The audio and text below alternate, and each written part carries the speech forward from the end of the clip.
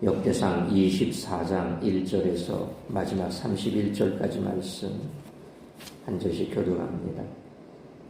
아론 자손의 계열들이 이러하니라. 아론의 아들들은 나답과 아비후와 엘르아살과 이다말이라.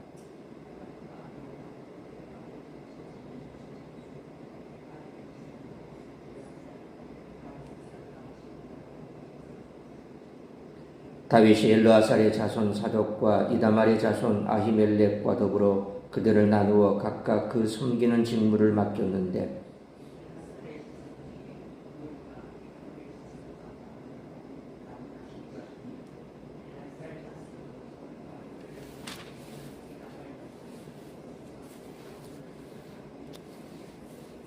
이에 제비 뽑아 피차에 차등이 없이 나누었으니 이는 성전의 일을 다스리는 자와 하나님의 일을 다스리는 자가 엘르아살의 자손 중에도 있고 이다말의 자손 중에도 있습니다.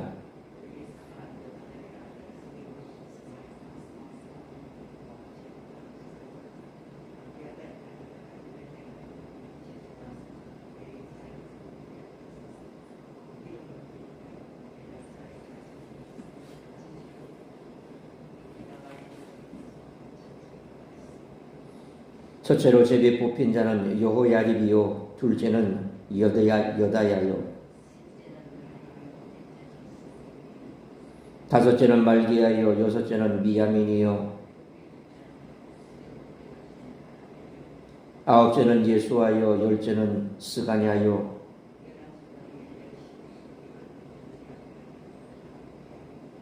열셋째는 훗바요 열넷째는 예세보압이요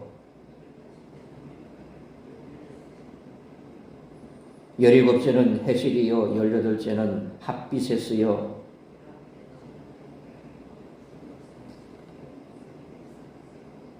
스물한째는 야긴이요 스물둘째가 가물이요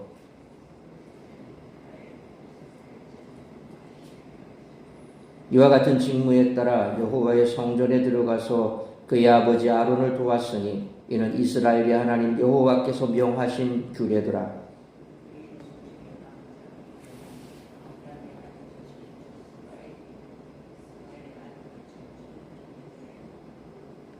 르하비아에게 이르러는 그의 아들 중에 우두머리 이시야요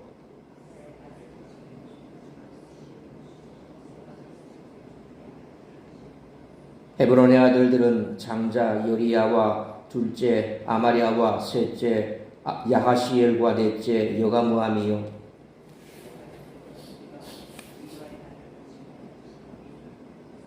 미가의 아우는 이시야라. 이시야의 아들 중에는 스가랴이며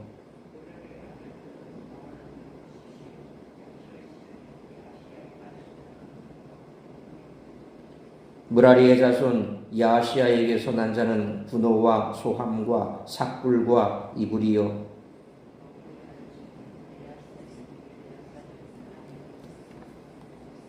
기스에게 이르러는 그의 아들 여라무엘이요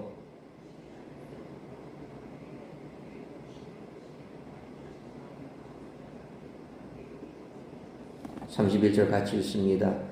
이 여러 사람도 다윗 왕과 사독과 아히멜렉과 제사장과 레위 우두머리 앞에서 그들의 형제 아론 자손처럼 제비 뽑혔으니 장자의 가문과 막내 동생의 가문이 다름이 없더라. 아멘. 오늘 본문의 개략적인 내용이 이렇습니다. 24개 반차로 구성된 일사불란한 조직은 12개월을 둘로 나누어 1년에 2주씩 성전에서 봉사할 수 있도록 만든 조직이었습니다. 또한 10이라는 숫자를 2번 반복함으로 12지파로 구성된 이스라엘을 대표한다는 상징성도 같습니다. 다윗은 이전에는 없던 새로운 규정을 만든 것입니다. 조직은 새롭게 고안되고 확장될 수 있습니다. 반드시 옛것만이 성경적이고 새로운 것은 성경적이지 않다는 잘못된 생각을 버려야 합니다. 성경에서 발견되는 예배의 역사는 발전을 거듭해 왔습니다. 상고사로 돌아가는 것만이 성경적인 모델은 아닙니다. 시대의 변화에 맞게 하나님의 가르침을 바르게 적용하고 예배하는 것이 신앙인의 역할입니다. 언약궤가 이동의 대상이었다가 이동이 필요 없는 장소로 옮겨졌듯이 시기에 따라 정반대의 결정과 실행도 필요합니다. 복잡하고 어려운 일도 사람들끼리 나누고 순서를 정하면 질서 있게 효과적으로 일을 진행할 수 있습니다. 큰 일도 나누면 작아집니다. 그래서 작은 힘을 모아서 큰 일을 해낼 수 있습니다. 다윗이 24반차로 제사장 조직을 나눈 것은 제사장 일의 상징성을 조직의 구성에 반영함으로 효과적으로 직무를 수행하면서도 그 일의 본질을 잊지 않도록 하기 위해서였습니다. 레위인과 제사장들은 이스라엘 전체를 대표해서 하나님을 섬기는 사람들이었습니다. 이들은 조직을 통해 성전에서 봉사하는 일에 요구되는 효율성과 교육적 목적을 충분히 달성했을 것입니다. 세상이 복잡해질수록 자기 일을 통해 사회에 봉사하고 하나님을 섬겨야 합니다. 다윗은 인구조사에서 실패했던 경험을 통해 하나님의 영역과 사람의 영역, 사람과 사람들 사이의 역할에 대한 구분과 사명의식만큼 중요한 것이 없다는 것을 깨달았을 것입니다. 이처럼 역대기 저자는 다윗의 왕조와 성전이 재건되는 것에 대한 희망을 숨기지 않습니다. 그렇게 역대기에는 다윗 왕조와 제사장들에 대한 깊은 관심이 표명됩니다. 제사장은 레위인들 중에서도 아론의 자손들 중에 세워졌는데 여기서 중요한 것은 이전의 레위인들처럼 그 가문을 따르는 것이 아니었다는 사실입니다.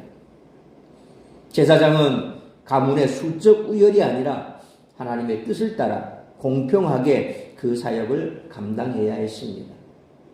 따라서 이와 같은 오늘 본문의 말씀을 통해 우리들이 깨달아야 할 것은 첫째로 1절로 19절 말씀처럼 교회 안에서도 모든 조직과 사역에 차등이 없어야 한다는 것입니다. 율법에 의해 제사장은 아론 자손들이 맡아야 했습니다. 그러나 이 일에는 쉽지 않은 문제가 있었습니다. 하나님께 제사를 드리는 제사장은 마땅히 그 일에만 집중해야 합니다. 그러나 예수님의 제자들도 서로 누가 큰가를 놓고 다투었듯이 제사장들 안에서도 그런 문제는 충분히 생길 수 있었습니다.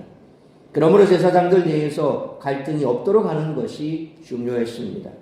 1절로 2절 말씀처럼 아론의 네 아들 중 나답과 아비후는 성막에서 잘못 분향하다가 죽었기에 제사장 가문은 엘르아살과 이다말 두 계보만이 이어졌습니다.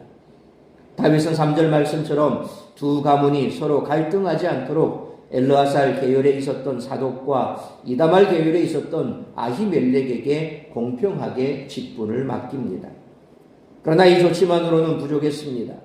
엘르아살 가문의 제사장들이 이다말 계열보다 2배 더 많았는데 그렇다고 두 가문이 감당하는 직분이 구분되어 있지도 않았기에 엘르아살 가문이 이다말 가문을 지배할 위험이 있었기 때문입니다.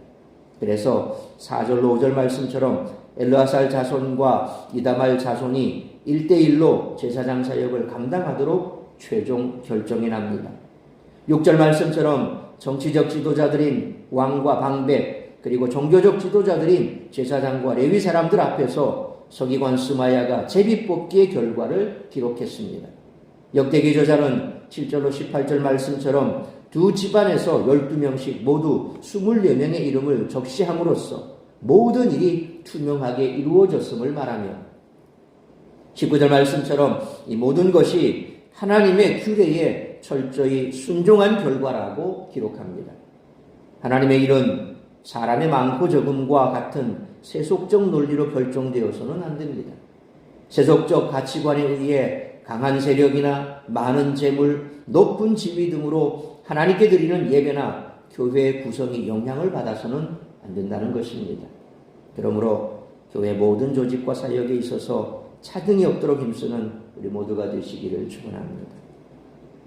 두 번째로 20절로 31절 말씀처럼 교회 안에서도 투명한 절차를 통해 일꾼을 세워야 한다는 것입니다.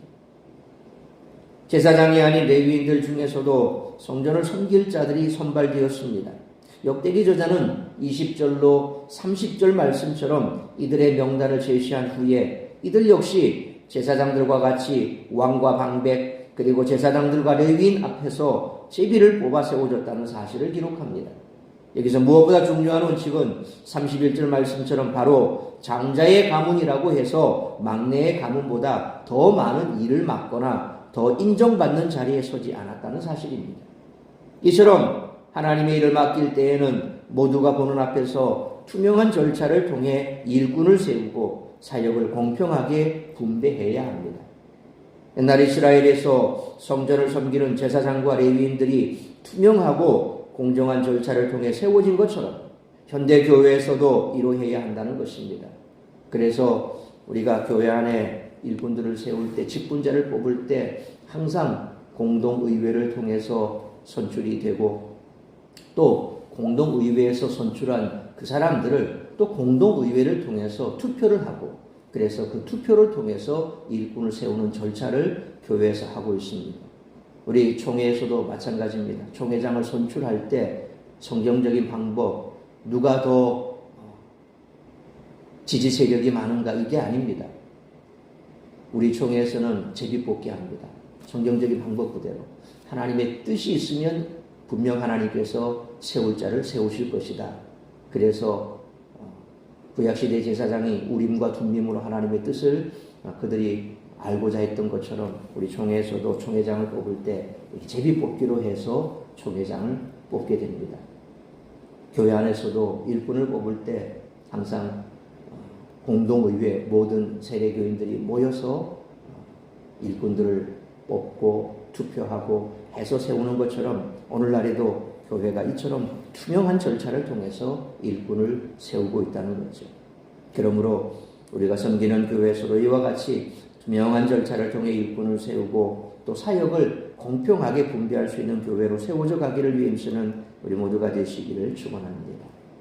사랑하는 성도 여러분, 가끔 일반 기업이나 사회단체가 교회보다 더 깨끗하다는 비난이 들려오기도 합니다. 물론 다 옳은 말은 아닙니다. 다만 우리는 말씀의 원칙을 지키기 위해서라도 모든 일을 투명하고 공정하게 진행해야 합니다. 절대왕정의 시기에도 이처럼 투명성과 공정성을 중시했다면 현대에서 교회는 어떤 모습을 보여야겠습니까? 그러므로 교회에서 책임자를 정하고 또 각 부서와 사역 현장에서 행하는 모든 일 가운데 시비가 없어야 하며 하나님 앞에 부끄러움이 없고 세속적 가치관이 개입되지 않도록 기도하고 경계하며 투명한 절차를 통해 일꾼을 세우고 사역을 공평하게 분배함으로 모두가 각자 자리에서 주어진 사명 잘 감당하는 우리 모두가 되시기를 주님의 이름으로 축원합니다. 기도하겠습니다. 걸어가신 아버지 하나님, 은혜와 사랑을 감사합니다. 오늘도 이 새벽을 깨워 말씀으로 예배로 하루를 시작하게 하시니 감사합니다. 오늘 주신 말씀처럼 다윗이 성전을 위해 또 봉사하는 자들을 세울 때에 그는 하나님의 말씀에 따라서 그리고 투명하게 공평하게 일꾼들을 세웠던 것을 봅니다. 교회 안에서도 역시 이처럼 모든 것이 하나님의 뜻 가운데 투명하고 공정하게 그리고 일꾼들이 세워지는 그 순서마다 하나님의 은혜 가운데 이루어질 수 있는 그런 교회가 되게 하시고 특별히 우리 교회 안에서도 그런 일꾼들을 계속해서 세워나감으로 교회가 더욱더 부흥하고 성장해 나갈 수 있는 기틀을 마련케 하여 주시기를 원합니다. 뿐만 아니라 일을 맡은 자들에게 구할 것을 충성이라고 했습니다. 하나님께서 맡겨주신 그 직분에 충성을 다하는 일꾼들이 요소에서 자신의 직분에 충실할 때에 교회는 흔들림 없이 성장하게 될 것입니다. 우리 각자에게 주어진 그 직분, 그 사명 잘 감당함으로 교회가 날마다 하나님의 은혜 가운데 든든히 세워져가는 우리 사랑샘 교회 되게 하시고 이 땅의 모든 교회가 될 수 있도록 인도하여 주옵소서. 오늘도 우리가 하루의 삶을 살아갈 때 나를 통하여 이루고자 하는 하나님의 뜻을 이루어드리는 그러한 삶을 살게 하여 주옵시고 어떤 일과 어떤 상황 속에서도 하나님을 믿는 믿음 안에서 승리하는 우리 모든 성도들의 삶이 될 수 있도록 은총 내려 주옵소서. 이 모든 말씀 우리 주 예수 그리스도의 이름으로 기도하옵나이다. 아멘.